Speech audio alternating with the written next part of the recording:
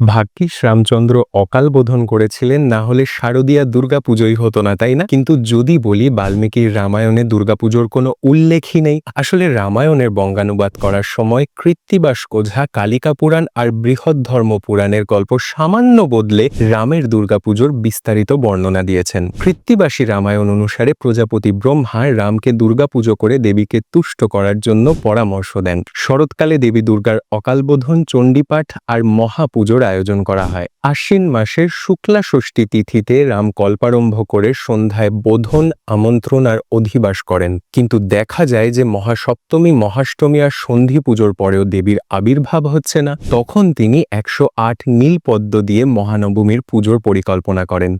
হনুমান তাকে দেবী দহ থেকে 108টা পদ্ম এনে দিলেও স্বয়ং দেবী রামকে পরীক্ষা করার জন্য একটা পদ্ম লুকিয়ে রাখেন। পদ্ম না পেয়ে পদ্মলোচন রাম নিজের একটা চোখ উপড়ে দেবীকে নিবেদন করার জন্য উদ্যত হন। ঠিক তখনই স্বরূপে আবির্ভূত হয়ে রামকে যুদ্ধ জয়ের জন্য আশীর্বাদ করেন স্বয়ং দেবী দুর্গা। ফলো করুন আনন্দবাজার.com।